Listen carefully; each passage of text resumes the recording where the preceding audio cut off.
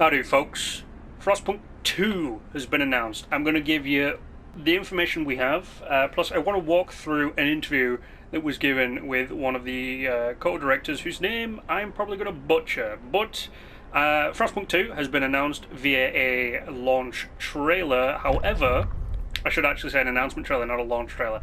However, we still don't have an announcement date for when it's actually coming out. But we do have a Steam page, which you can head on over to and wishlist it, which is quite funny.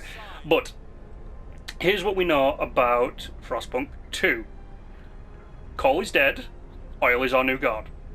And it's set 30 years into the future, which is kind of cool. I'm actually looking forward to seeing where this goes. So, if the interview that I wanted to read through decides to load itself up, allow me to read you what PC Gamer had an interview with the co-director, I want to say Jakub Stukalski.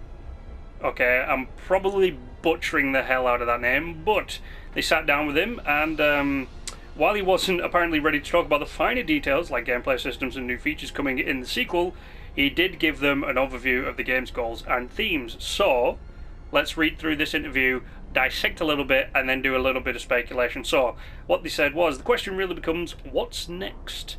I would say Frostpunk 2 is going to be about what happens when you actually survive the unsurvivable, and not only you, but society as a whole. The person doing the interview then went to ask on about the planet itself, and if it's still getting colder, or if the climate is recovering and steering towards a warmer and potentially more hopeful future.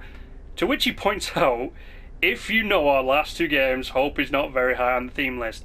Hells yes, I know this. I've played every game that these guys have worked on. I have both of them, and they are so fucking dark and bleak. It's beautiful. I love it. But, like he says, hope is not very high on the theme list. But I would say that it is interesting because internally with the other co-director and co-partner in crime, as he puts it, whose name I'm about to butcher, but I'm going to go with Lukas Juszczyk, Juszczyk,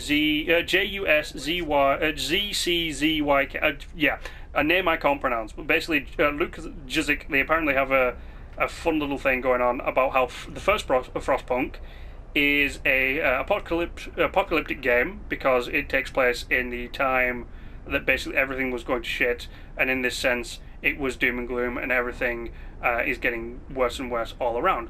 I would agree, okay? I would thoroughly agree that Frostpunk 1, this Frostpunk, is an apocalypse game. It's all about, you know, a big storm, the main story, all about a big storm coming to wipe you out and you've got to survive it. It's an apocalypse, okay? It's straightforward. He goes on to say, and Frostpunk 2, in this sense, is actually a post-apocalyptic game in a way. The cities did survive, and again, what will happen next? This is the big question. So I would say that the overall themes of the game are not going to be all beds of roses. I would say that it's going to be somewhat different in tone from the original. That, though being very vague, is probably a really good hint at things to come. So, he says at the beginning, and Frostpunk 2 in the sense is actually a post-apocalyptic game in a way. The cities did survive.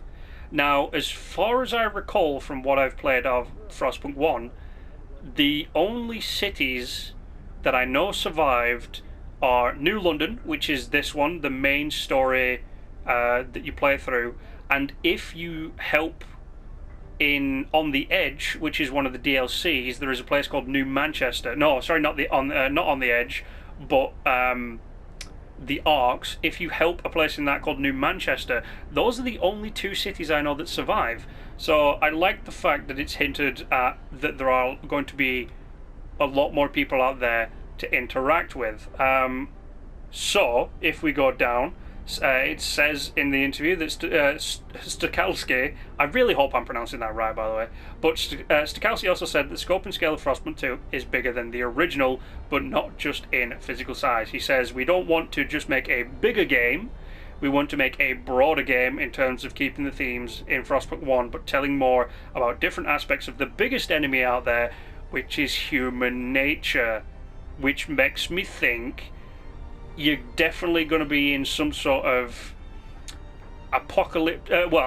Sorry, not apocalypse, but resource war heavy kind of detail between you and the other survivors that are out there. Which in one of the art pieces that were released on their Twitter, it shows a very Raider-esque looking band of people with a very kind of I wouldn't say a skull, but kind of like at a distance it would look like a very creepy thing appearing to you in the snow blizzard that exists on the world. But as we go through the rest of it, it says, as far as how the mad scramble for oil will come into play and how it will shape your society in Frostpunk 2, he was pretty tight-lipped. He says, I cannot talk very specifically about the role of oil and how the society will play out around this. I can say that while oil is definitely the big actor, the ultimate hero and anti-hero remains the society. For us, Frostpunk 2 is still going to be a society survival game, just interpreted in a different way than the original. Yeah, I'm thoroughly on board with the fact that it's going to expand the law. It's definitely going to expand the law system. So obviously we've got the adaptation. I cannot pronounce words today. The adaptation laws. There we go. And then purpose. You know, you can go down the religious zealot stuff, or you can go down the communist kind of route. Yes, that's how I see these. House of Prayer is definitely the religious kind of zealot stuff, and Neighbourhood Watch and all that kind of stuff is for the people communism. So who knows how New London will shape out in Frostpunk 2. I'm pretty sure that is the last part of the interview, and I will say that it does go on to say that Frostpunk 2 is still pretty early in development, which is why we're still on TBA for a lot of the stuff. But I think sadly today when this video comes out, Frostpunk 2 will be on its final, Frostpunk 1 will be on its final day of free to play, so you can do that, but I'm pretty sure it's still on sale. However, if we read back through the stuff that was given us, I'm thinking there's going to be quite a lot of new ass kicking coming to the game. So Frostpunk 1 already kicks your ass. Frostpunk 2, I feel like it's going to kick the ever-living donkey shit out of you. Now, Frostpunk 1, as we know, coal and steam based. Yeah, we have this giant generator in the middle of the town that generates heat by burning coal. We're moving from coal to oil. Now, for me, that makes me think internal combustion engines. We're moving away from the steam and industrial revolution aspect of the 1886 era that we're in, and because it's 30 years in the future, which is, you know, I know industrial revolution happened way before 1886, but it was still coal and steam. So I'm thinking we're moving into the, you know, early 20th century. So I'm thinking internal combustion engines, not cars per se, but the story I think that is going to play out is someone who's come up with a way of generating a massive amount of heat that should be able to help rewarm an aspect of the planet and get a bit of green into life. And I'm thinking that there's going to be, because you were talking about other cities and all that kind of stuff, that we're going to bump into people that are let's go with the Stockholm syndrome thing of they've now decided that snow is love, snow is life, and they're going to focus on nothing but that aspect of what's going on, and they don't want to return to the time of the green, but they want to stay in the time of I was going to say the time of the white then, but they want to stay in the cold, desolate future that is, you know, the Frostpunk universe. It is going to be weird. I do thoroughly expect some sort of diplomacy system. It's straight out going to happen, okay? If we've got other people out there, we're dealing with a resource war of some sort, to the point where if you don't appease someone, they're going to smack you in the face like that. I don't know where we're really going to go, because a lot of the beauty of Frostpunk 1 comes from its steampunk aspect, and I really hope we don't lose that.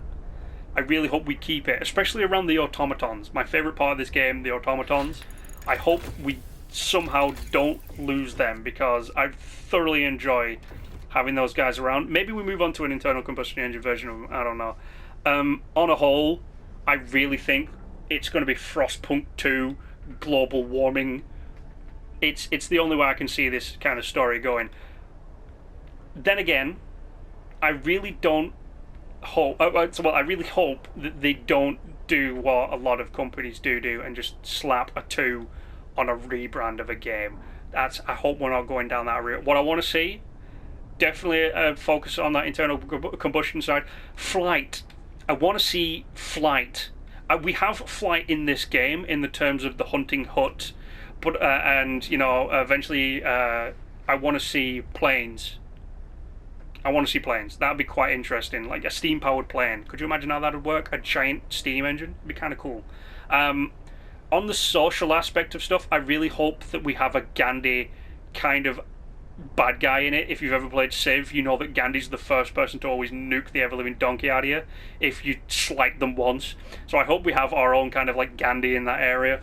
And to be honest, I really hope we do have some form of way of conquering other places out there. I know it's kind of weird that I'm aiming towards more of a Civ-based route with this kind of stuff, but I think it'd be a lot funnier, I guess, if we could actually take over areas that were out there. So, I mean, speculation-wise, definitely towards the internal combustion side. It's the early 20th century. We're going for oil. The only thing I can think that would happen back then would, of course, be internal combustion. So, yeah, obviously, that's definitely going to happen. I want to see flight. I want to see some sort of raising armies.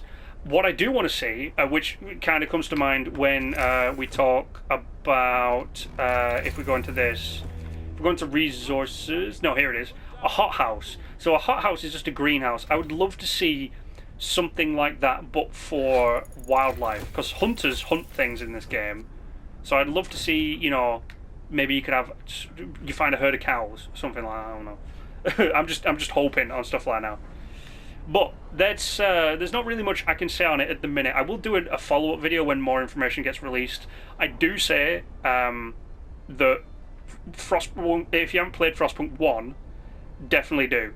Pretty sure it's still on sale, so go check that out. There's today is the last day of its free to play, so definitely go check that out. I'm really stoked though. We're casting off the shackles of coal and moving over to the succulent sliminess that is oil. It's going to be a weird one, definitely, but I'm really looking forward to it, and as I hope you guys are as well. I want to know what you guys think will happen in Frostpunk 2 as well. I hope that the world that we can explore, so you can see how we can see like over to this glacier over here and all this kind of stuff. I hope we have a far vaster map. I know that's kind of a weird thing to ask for, but I really hope we have a massive map. Because this, for a game like this is a pretty huge map in terms of scale. I hope we have bigger, better. There's not really much else I can potentially talk on. Like I said, there's not a lot of information out there, but from what we know, I definitely can say that Frostpunk 2 is going to be a fun-ass game, especially because it's going to kick you in the dick. But there we go. That's just my thoughts, a little bit of speculation, plus that interview was a very fun read, and I'm probably going to go back through it again. I've checked out other interviews, but it's basically just the same kind of information. But there we have it. Like I said, I want to know what you guys think is going to happen in Frostpunk 2. But apart from that, you guys know the drill. Like, share, and subscribe. And until the next time, stay awesome.